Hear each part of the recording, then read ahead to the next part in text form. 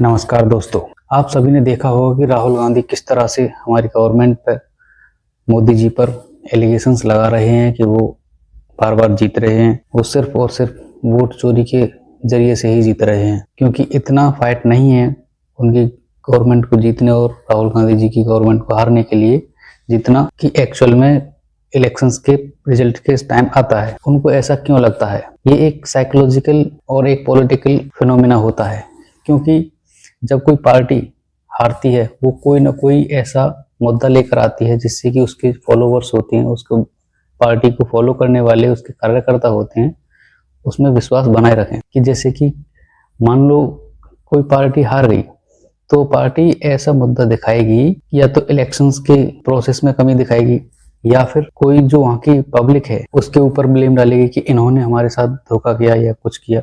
उसी तरह से ये राहुल गांधी जी की ब्लेम है और कुछ नहीं है, क्योंकि इसका हमने पूरी तरह से रिसर्च किया है। आइए हम इसी चीज़ को आपके लिए इस वीडियो के माध्यम से बताने की कोशिश करेंगे। देखिए, सबसे पहले ये समझते हैं कि उन्होंने अपनी जो एलिगेशंस लगाए हैं उनमें क्या बताया है। उन्होंने बताया है कि कुछ ऐसी जगहें उन्होंने रिसर्च करी हैं कि वोटर्स के नाम वोटर लिस्ट में गलत तरीके से लिखे गए हैं, उनके एड्रेस गलत लिखे गए हैं, उनके फ़ोटोज़ गलत हैं। जैसे कि कोई विदेशी इन्फ्लुएंसर थी, उसका फ़ोटो भी हमारे यहाँ की वोटर लिस्ट में ऐड किया गया है। और कुछ ऐसा था कि तमिलनाडु में कि कुछ फर्जी एड्रेस वोटर लिस्ट में वोटरों के डाले गए हैं, जिससे ये बताया जा रहा है कि वो वोट फेक। और इसी तरह से हरियाणा में ही, गुजरात में कुछ ऐसे बताए हैं उन्होंने, वोट्स बताए हैं कि उनका कहना है कि ये वोट फर्जी हैं। क्योंकि कुछ ऐसे भी उन्होंने ग्राफ दिखाए हैं, सामने लाए हैं मीडिया के, कि एक ही घर में काफ़ी सारे लोगों को ऐड किया गया है और काफ़ी सारे लोगों को एक ही एड्रेस पर नाम डाला गया है। इसका सीधा सीधा एग्जाम्पल हम आपको देते हैं। मेरे गांव के पास में एक डॉक्टर हैं, और वो कुछ भी उनके पास डॉक्टरी क्वालिफिकेशन है नहीं। उनके साथ जब मैंने बातचीत करी तो उन्होंने बताया कि वो ऐसा भी काम करते हैं जो एनिमल डॉक्टर हैं। मैं आपके लिए बता दूं, वो एनिमल के कोई भी पढ़ाई नहीं कर रखी उन्होंने, लेकिन वो एनिमल जो एडमिनिस्ट्रेशन है, जो उसके विभाग है पूरा, NDDB करके होता है, उस विभाग के पूरे सरकारी जो काम होते हैं वेबसाइट के, वो डॉक्टर की जिम्मेदारी है। ऊपर ब्लॉक लेवल पे BLO होता है, वो ALU होता है, उसके BLU होता है, ऐसे कुछ। तो उसके नीचे सबसे नीचे डॉक्टर होते हैं जो ग्राउंड लेवल पर पशुओं की और पशुओं के मालिकों के रजिस्ट्रेशन और उनकी डिटेल्स अपने डायरी में फिल करके लाते हैं और ऑनलाइन करते हैं। अब समझते हैं इसमें क्या है, उस चीज़ से क्या कनेक्शन है। उस चीज़ से ये कनेक्शन है कि उस डॉक्टर के पास ना तो कोई डॉक्टरी लाइन के कोई क्वालिफिकेशन है, और ना ही वो ऑनलाइन करने में जो डाटा फीड करते हैं, ना उसमें कोई विशेष जानकारी है। वो क्या करते हैं, उनके लिए ब्लॉक लेवल पर पैसे दिए जाते हैं। जैसे एक टैग चढ़ाया उन्होंने, पशु के कान में जो टैग लगाते हैं, उसके लिए 5 रुपये दिए जाते हैं उनके लिए।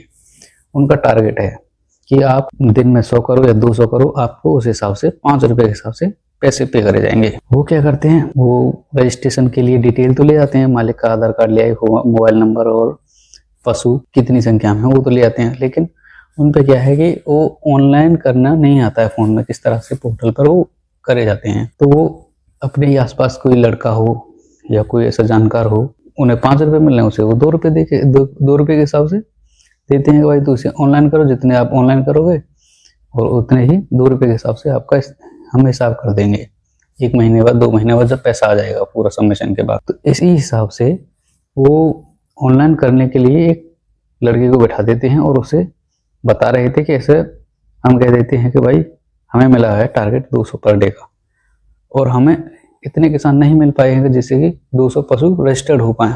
आप क्या करना है, एक ही मालिक के आधार कार्ड पे लगभग 200 पूरे करने के लिए एक किसान पर लगभग 10 या 8 पशु चढ़ाकर चलने हैं। टैग नंबर ये है, और पशु की फर्जी डिटेल और फर्जी वैक्सीन, सब कुछ फर्जी डेट, और उसी तरह से फर्जी किसान भी वो बना लेते हैं, फर्जी मोबाइल नंबर, सब कुछ फर्जी ही डाल देते हैं। अब आप इस चीज को उससे रिलेट करके देखिए, जिस तरह से पशु वाला पोर्टल इस चीज में किसी तरह से इंटरफेयर नहीं कर रहा है। वो एक फीड करने वाले किसी लड़के या किसी भी आदमी के पशु विभाग के पोर्टल के बीच कोई कनेक्शन नहीं है, लेकिन काम पूरा वही कर रहा है, वही शो करेगा जो लड़का फीड करेगा। यही है, वोट जब बनता है तो ईसीआई का कोई भी रोल डायरेक्ट नहीं होता है। पीएलओ एक वोटर की डिटेल्स सबमिट करती है अपने जिला पे, ब्लॉक पे, उसके बाद वहीं ईआरओ ऑफिसर होता है ईसीआई का, वो उन्हीं चीज़ों को वेरीफाई करता है। असल में वो उन्हीं को रीवेरीफाई ही करता है, वो ज़्यादा चेक नहीं करता है, क्रॉस वेरीफाई नहीं करता है। वो बीएलओ की ही रिपोर्ट को वेरीफाई मानकर उन्हें अपने पोर्टल पर चढ़ाता है। और आपने कई बार देखा होगा कि सरकारी दफ्तरों में जब वोटों का काम चलता है तो उस तरह से चलता है कि जैसे ये वोट जल्दी से जल्दी हमें ऑनलाइन करने हैं, जिससे कि ये इनके नाम वोटर लिस्ट में जल्दी से जल्दी आ सके। तो अब एक ईआरओ ऑफिस में बैठा है, उसके पास कंप्यूटर भी है, लेकिन वो उसके पास और भी काम है। तो क्या करेगा, एक लड़का बैठा लेगा अपने ऑफिस पे, 1 या 2 या 3, वो उसको 10 रुपये 5 रुपये वोट पर वोट के ऑनलाइन करने के हिसाब से पैसे बांध देगा। यही होता है ज़्यादातर ऑफिस में हमारे भारत में। तो जब उनके लिए मान लो 10 रुपये वोट, उनके लिए 10 रुपये वोट, 10 रुपये आईडी उनको फिक्स कर दिया। अब एक लड़का जो खर्चा भी चलाना है उसे, और सिर्फ उसे 5 या 6 वोट चढ़ाने को मिले हैं, तो क्या करेगा, वो फर्जी वोट चढ़ाएगा। फर्जी नाम बार बार फार्म को ले आएगा, सबमिट कर देगा, फर्जी नाम, फर्जी एड्रेस, फर्जी फोटो चढ़ाएगा ही चढ़ाएगा।